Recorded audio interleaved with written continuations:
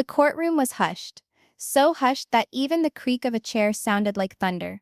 All eyes were upon Robyn Brown, seated at the witness stand with shaking hands but with set eyes. Her fingers knotted in nervousness around a tissue. But she didn't glance away. She kept her eyes fixed straight ahead, as if she had made a decision years ago. Today she would speak at last. All the way across the room, Kody Brown sat rigid in his seat. His arms were crossed tightly across his chest, but his gaze spoke a different language. They were not calm. They were not steady. They fluttered toward Robyn, constricted with rage, then snapped away when she dared turn their gaze back on him. His jaw was clenched so hard that the muscles along the cheeks throbbed, betraying the tempest raging behind his well-rehearsed facade. The room itself was holding its breath. Reporters occupied the gallery, their pens poised, their cameras flashing in short bursts that illuminated the tension like lightning illuminating a storm. Former friends of the family had arrived too, whispering to each other. Strangers were leaning forward, eager to hear every word. For years, fans had watched the drama of the Brown family play out on television. They'd seen tears, brawls, and heartbreak. But nothing at all, exceeded what was going to take place here, in this courtroom under oath. The judge, a grizzled old man with piercing eyes and a gravelly voice, raised his gavel and brought it down.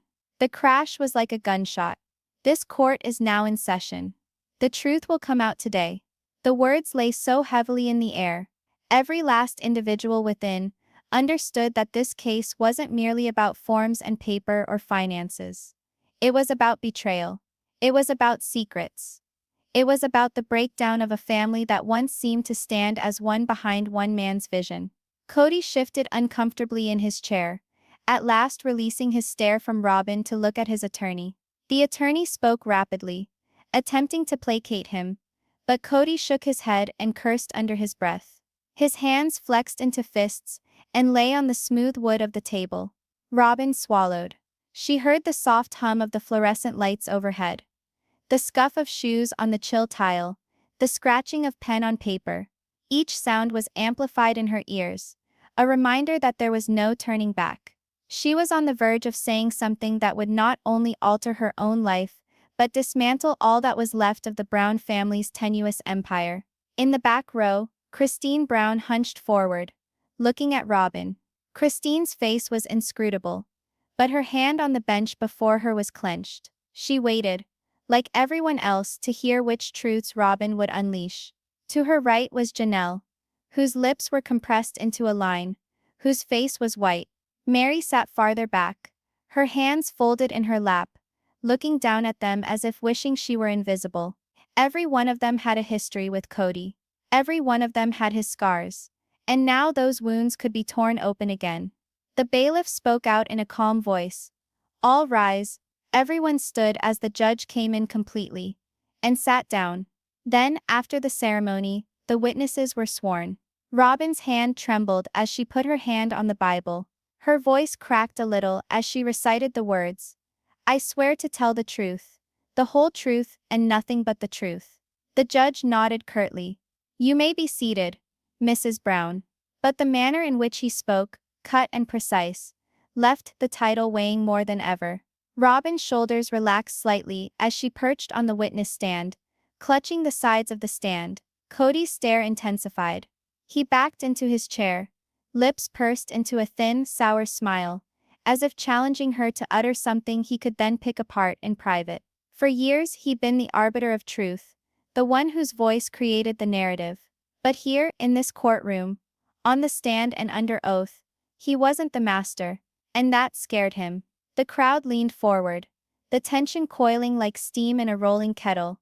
A woman in the rear leaned over and whispered, "She's going to do it. She's going to speak." Another inched forward next to her companion. "I heard she has evidence. Papers? Tapes. If that's real, Kody is finished." The murmurs rose until the judge lifted his gavel once more. "Order in the court. Silence, or I will clear the gallery." The murmurs ceased at once. All eyes now turned back to Robyn.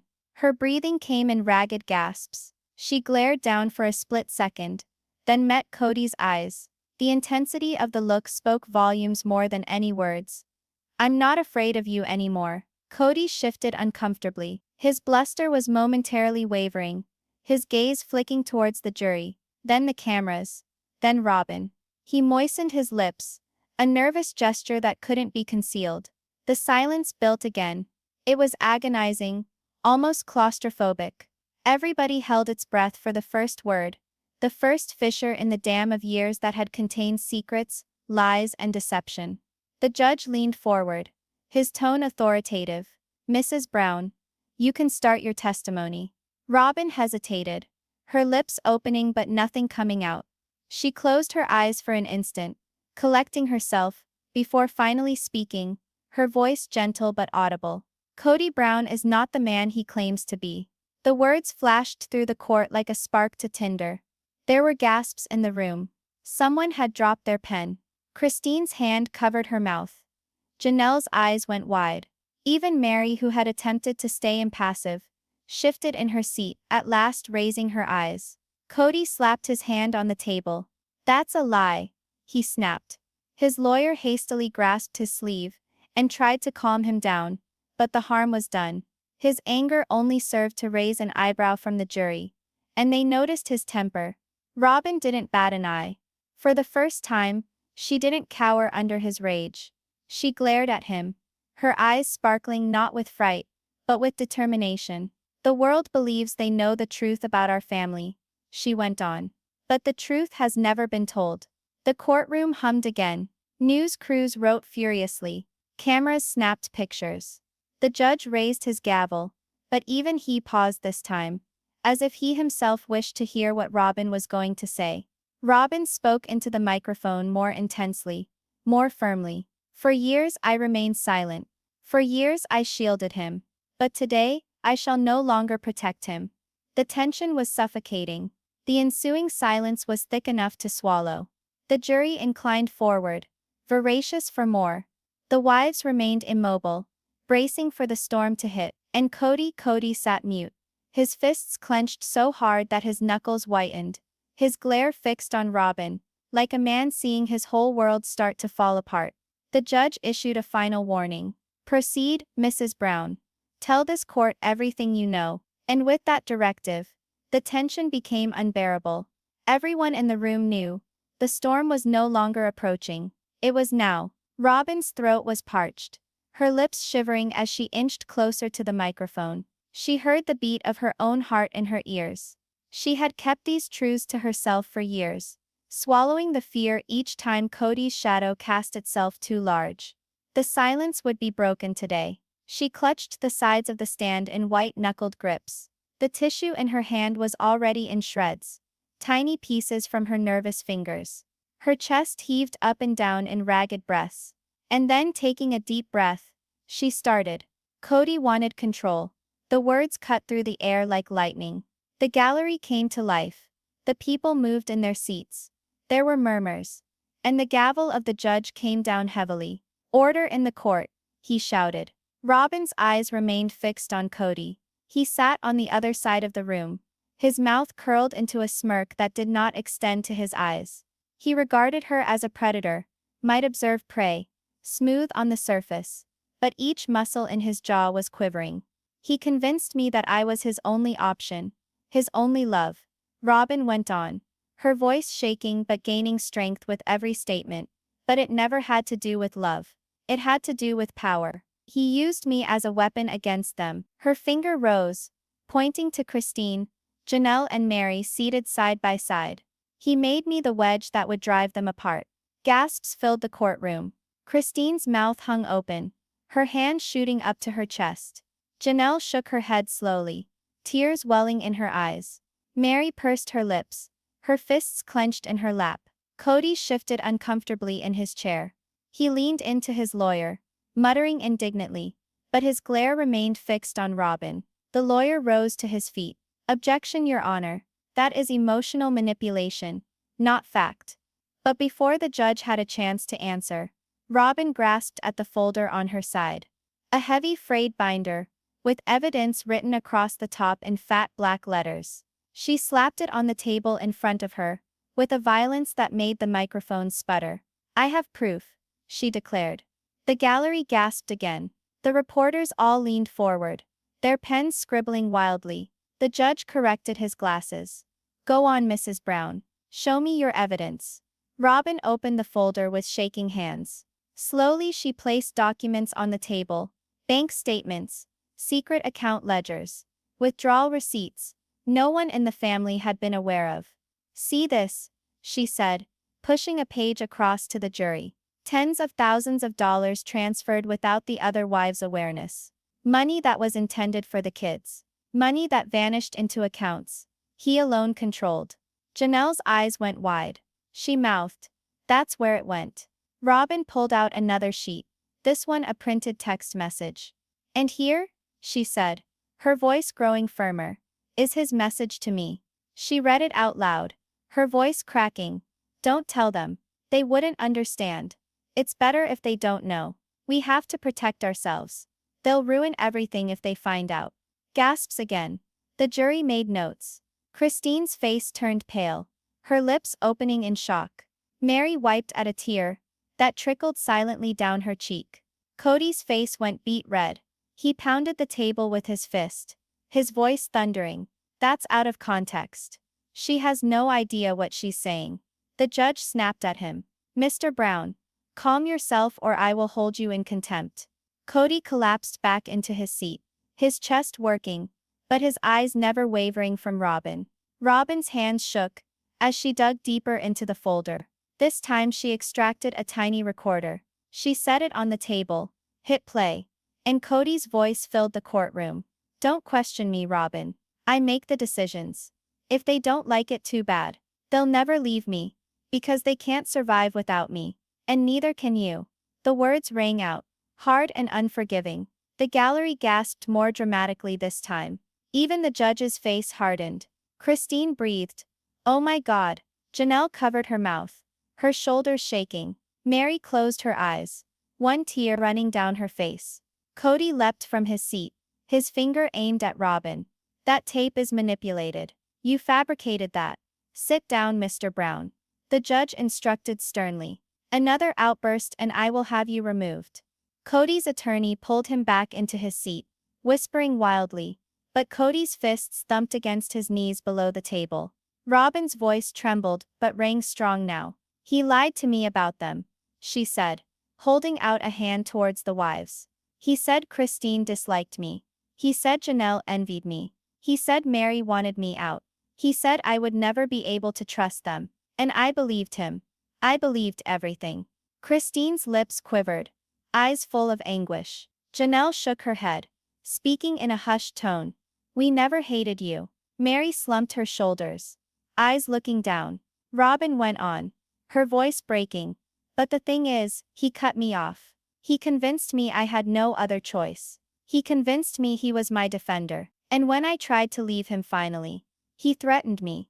The courtroom was silent. You could hear a pin drop. Robyn's hands shook as she pulled out the last piece of evidence. A letter folded and worn from age. She held it up. "This," she breathed, "is the letter he wrote to me the evening I was planning to walk away. He said." She hesitated, opening the letter, her voice trembling as she read. "If you leave me, I'll take it all. You'll lose your children, your house, your pride. Nobody will believe you. You'll be nothing without me." The words strike like a hammer. Christine gasped out loud. Janelle wept quietly, her hands clamped over her face. Mary buried her face in her shoulders and shook. The jury appeared appalled. Even the judge's stern expression was haunted by a flash of revulsion. Robyn laid the letter aside, sobbing openly now. "That's who he is. That's what he does. He controls. He manipulates. He destroys." Her words trembled but increased in intensity as she stared straight at Kody. "You said they wouldn't believe me. But today, they will." The gallery exploded into a buzz of whispers, the air charged with shock. Journalists scrambled to write down every sentence. Cameras popped so fast it was as if a lightning storm had descended. Kody sat still, his eyes whitened, his jaw shaking. For the first time, his facade weakened. He seemed small, trapped, And in that instant, Robyn knew. She had finally shattered the silence that had imprisoned her for so long. The truth was out. And it was merely the start. The courtroom was still abuzz from Robyn's evidence. The gravity of what she had said weighed heavily in the air like smoke from a fire. Yet everybody knew the flames were just starting.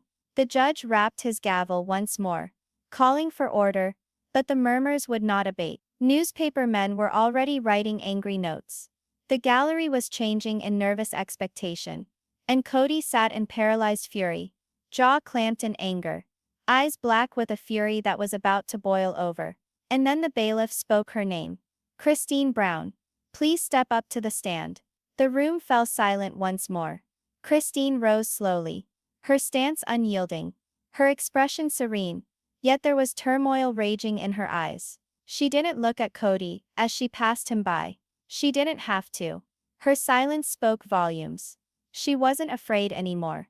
As she approached the witness stand, she lifted her right hand, took her oath, and then sat down in the chair.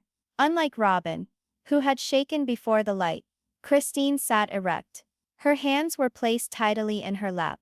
Her chin was held high. She appeared to be a woman who had been waiting since birth for this moment. The judge nodded. You may proceed with your testimony, Mrs. Brown. Christine shifted slightly toward the microphone, her voice firm and unshaken. Kody, she started, not even looking at the court, but him. Her eyes flashed to his, and he squirmed in his seat. You never cared about us. You never cared about family. You cared about control. Gasps circulated the courtroom. Christine didn't budge. You were concerned with appearances. She went on, her voice growing louder, ringing out through the room, with how the world perceived us. You wanted to be seen as the perfect husband, the perfect father, the man with the perfect family. But behind doors, behind microphones, you let us unravel. You let us hurt. Kody shook his head hard, his attorney holding on to his arm, to prevent him from blowing up all over again. But Christine continued, her voice unshakable. You left us emotionally. You left our children. And while you sat with Robyn, and said you were in love, the rest of us sat in the cold. You wanted us to think we weren't enough. That we were the issue. That all that went wrong in this family was because of us. Her words stung. Every one hit like a punch. And you could see Kody ducking slightly in his chair. But his glare never wavered from her. Christine's voice did soften. But the hurt in it was undeniable. You let Garrison suffer. You dismissed his pain, his struggles because you were too busy defending your pride. You elected your pride over your son. The gallery gasped. A ripple of grief swept the room. Janelle buried her face in her hands, her tears falling unchecked. Robyn shook her head, her shoulders shuddering, the tissue gripped tightly in her hand. Mary closed her eyes, muttering something under her breath, as if praying for courage. Christine dug into her bag and produced a creased piece of paper. Her hands trembled as she unfolded it. She looked down at it, then back up at the judge. This, she said, is a letter from one of the children. A letter pleading their father to return.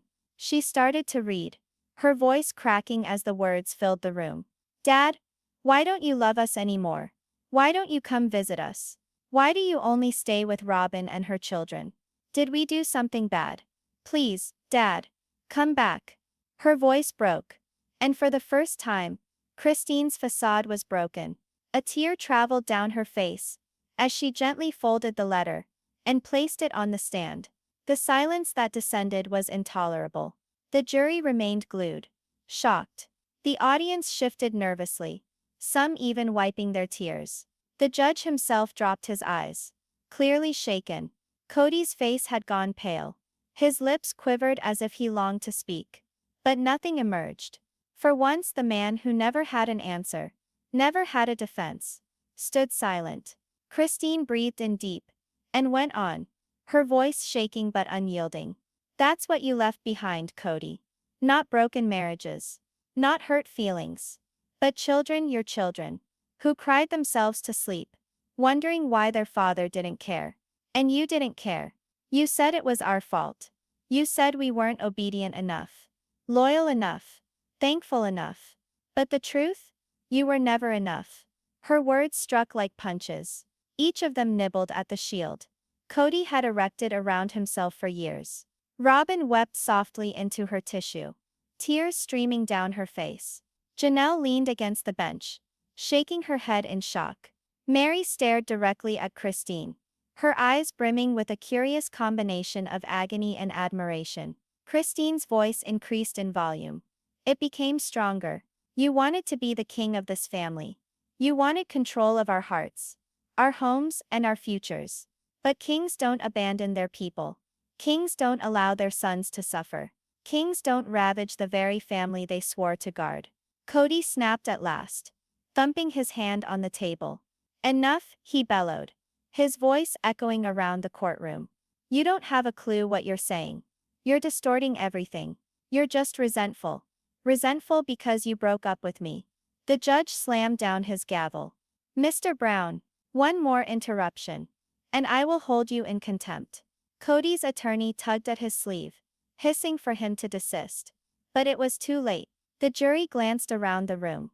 The crowd stirred. His anger had gotten the better of him once more. Christine did not blink. She looked at him, her tone icy now. I didn't leave you because I was resentful, Kody. I left because I was dying from the inside out. I left because I couldn't allow my children to think that this, she waved toward him, was what love was. I left because I would not let your control kill me. The courtroom burst with whispers. Once more, the air charged to a breaking point. Christine leaned back in her chair, gasping for breath, her eyes still fixed on Kody's. And at that moment, every single person in the room knew. Christine wasn't speaking just for herself. She was speaking for every wife, every child, every human being who had ever lived in Kody's shadow. Her testimony wasn't words. It was an accounting.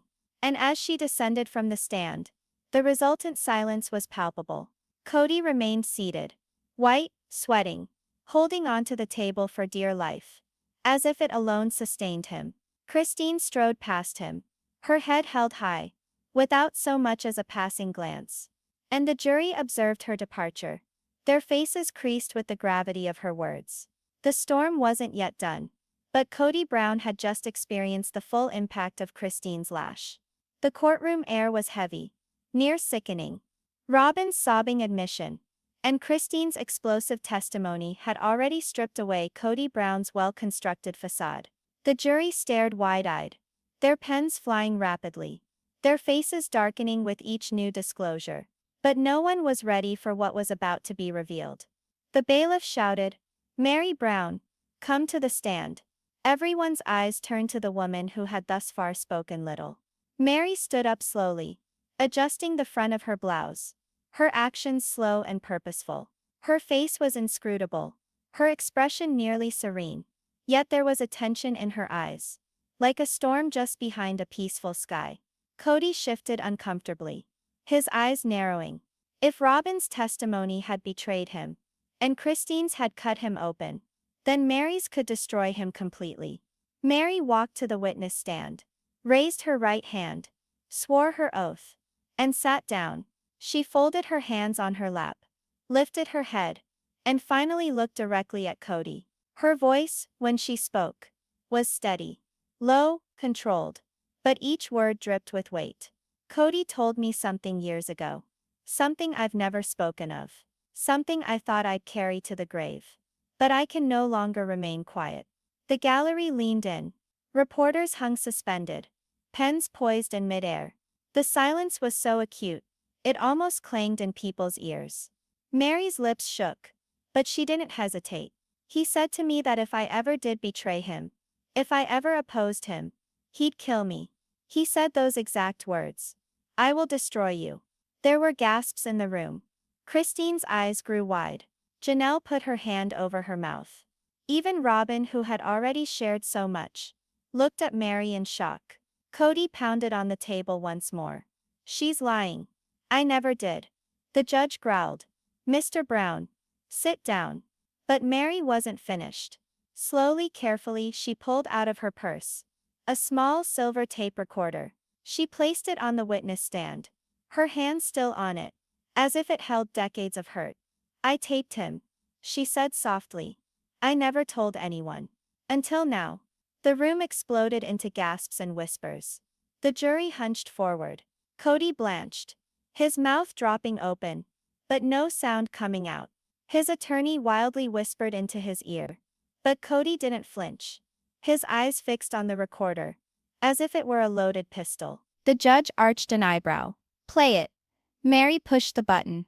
Kody's words reverberated throughout the courtroom, unmistakable and terrifying. If you betray me, I'll take everything away from you. You'll live to regret it for the rest of your life. Remember, Mary? I run this family. If I were to leave, you are nothing.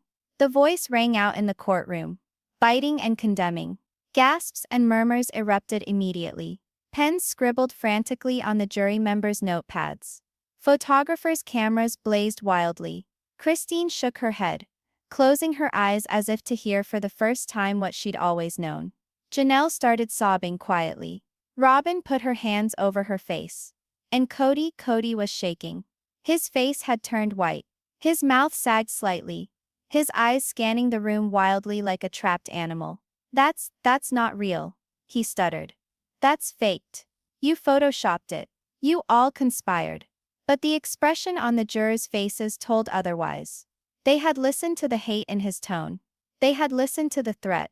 No level of yelling could take back. Mary's eyes welled up with tears, but her voice was steady. For years I have kept this a secret, because I was frightened. Frightened of him. Frightened of what he might do. But today, I'm no longer afraid. She spun around staring at the jury. This is what he is. Not the dashing husband you watched on television. Not the good family man he pretended to be. This man who intimidates, controls, and ruins. That's the actual Kody Brown. The courtroom was buzzing. Each and every individual within its confines sensed it. Walls of Kody's kingdom were tumbling down. But just as it looked like there couldn't be anything more revealed, another voice was heard. Your Honor, Christine's lawyer suddenly stood up and announced. We have further evidence to submit. The judge scowled. Go ahead. The lawyer handed a sealed envelope to the bailiff, who took it to the judge. The judge unsealed it. His brows knitted as he read the contents. He looked over at Kody, then back to the papers. His expression harsh. This, the judge spoke slowly, is a sworn affidavit from one of Mr. Brown's business partners. The gallery was confused, and they murmured. The judge cleared his throat and went on reading aloud. Kody Brown used family money for his own purposes. He kept his financial secrets from his wives on purpose. He threatened to cut them off entirely if they asked questions. He called them liabilities and roadblocks to his success. The gasps this time were thunderous. The gallery erupted in whispers. The jury shared shocked glances. Reporters scrambled to capture every word. Christine's eyes burned with fury. Janelle shook her head in disbelief. Robyn sat stunned, her mouth slightly open. Mary closed her eyes, tears sliding down her cheeks. Kody stood abruptly, pointing at the judge. This is a setup. You're all against me. My wives, my children. The media, you've all conspired to destroy me. I'm the victim here. But his words lacked conviction. Nobody seemed to be convinced. His anger only made him appear more deranged. The judge banged his gavel down. Order, order in this court. The gasps gradually subsided. But the harm was done. The jury had heard the threats in Kody's own words. They had witnessed the affidavit from his trusted spouse. The facade of Kody Brown, the assertive patriarch, the leader, the man in charge, had vanished. What remained before them was a man losing it, trying to hold on to power as it slipped away from his grasp. And in that stunned silence, one thing became clear to all the people standing in that room. This wasn't merely a trial. This was Kody Brown, being unmasked. The courtroom sat frozen in silence. The weight of Mary's recording, the damning affidavit, and the collective testimonies from Christine, Janelle, and Robyn lingered in the air like smoke after a fire. Kody Brown's face was pale, beads of sweat sliding down his forehead. He looked less like the confident patriarch he once presented himself to be, and more like a man cornered, stripped of power. The judge's gavel came down hard. Order in this court. But the quiet of the room wasn't because of chaos. It was because it was waiting. Everyone waited for the same thing. The jury's verdict. They had deliberated for what felt like hours, considering every witness, every piece of evidence, every falsehood revealed. And now it was time. The bailiff rang out. All rise for the jury. The room remained, all staring at the door, as 12 serious-looking jurors returned to the courtroom. Their expressions were stern, unyielding, as if chiseled in stone. The foreperson held a folded sheet of paper, the verdict that would determine everything. Kody's chest rose and fell with desperate gasps. His attorney pushed forward, whispering wildly, but Kody pushed him back. His eyes flicked between the jury and the judge, his lip twitching anxiously.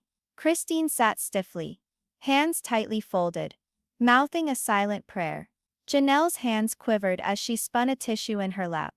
Robyn gazed ahead, her skin colorless, her jaw set, and Mary sat stiffly, her face serene, but her eyes shining with quiet resolve. The judge peered at the foreperson. Is the jury unanimous in its verdict? The foreperson nodded. Yes, Your Honor. We are. A silence spread throughout the courtroom. Even the air grew motionless. The bailiff drew the paper out and presented it to the judge. The judge opened it slowly, reading the words before he looked up. His voice boomed, steady, measured. In the case of Kody Brown, we find the defendant. He hesitated. The room leaned in as one, hearts racing. Guilty. The word crashed through the courtroom like a thunderclap. Gasps of shock burst from the gallery. Reporters leapt to their feet, cameras blinding. Christine's hand flew to her lips, tears streaming down her face. Janelle, sobbing, turned her shoulders to trembling. Robyn hid behind her hand, mouthing, "It's over. It's finally over." Mary closed her eyes, a lone tear tracing down her cheek, as relief washed over her. Kody, however, exploded. And no, this is not right. You're all against me. He wheeled on the jury, his finger shaking. You're prejudiced. You've been poisoned by falsehoods. He whirled toward his wives, fury blazing in his eyes. You did this, all of you. You've ruined me. The judge hit the gavel. Mr. Brown, sit down, or I will have you restrained. But Kody wouldn't let up.